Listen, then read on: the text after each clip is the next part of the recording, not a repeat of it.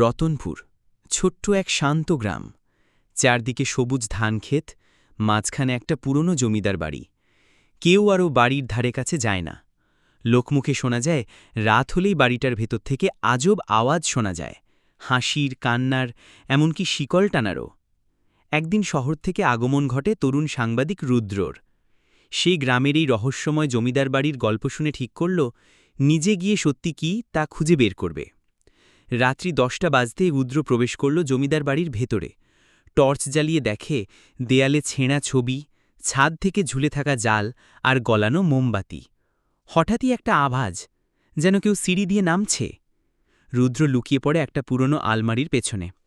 কিছুক্ষণ পর দেখে, এক বুড়ো লোক ধীরে ধীরে নেমে আসছে, হাতে লণ্ঠন নিয়ে। রুদ্র সাহস করে বেরিয়ে পড়ে, বলে, কে আপনি? এই বাড়িতে রাতে কি করছেন? বুড়ো একটু চমকে গিয়ে বলে, তুই সাংবাদিক বুঝি?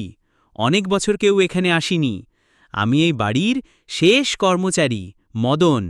জমিদার বাবুর মৃত্যুর পর আমি একাই থাকি এখানে। কেউ না জানলেও আমি জানি, এই বাড়ির নিচের ঘরে একটা গোপন সিন্দুক আছে, যেখানে জমিদার রেখে গেছেন একটা গুপ্ত মানচিত্র, কিন্তু কেউ সেটা খুঁজে পায়নি।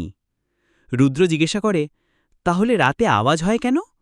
মদন হেসে বলে, ওসব আওয়াজ আমি করি, যাতে কেউ কাছেই না আসে। জমিদারের শেষ ইচ্ছা ছিল, এই মানচিত্র যেন কেবল একজন নির্ভীক মানুষ খুঁজে পায়। পরের দিন রুদ্র ও মদন মিলে খুঁজে পায় সেই সিন্দুক। তার ভেতরে ছিল এক পুরনো মানচিত্র, যা দেখিয়ে দেয় রতনপুর গ্রামের পাশেই এক পুরনো গুহার পথ। সাংবাদিক রুদ্রের দৌলাতে মানচিত্র প্রকাশ পায় পত্রিকায়। সরকার গুহা খুঁড়ে খুঁজে পায় বহু প্রাচীন রত্নভাণ্ডার। রতনপুরের ইতিহাস নতুন আলোয় উদ্ভাসিত হয়। আর কেউ বলল না ও বাড়িতে ভূত আছে, বরং বলল, ও বাড়ি এক রহস্যের গর্ভে ইতিহাস লুকিয়ে রেখেছিল।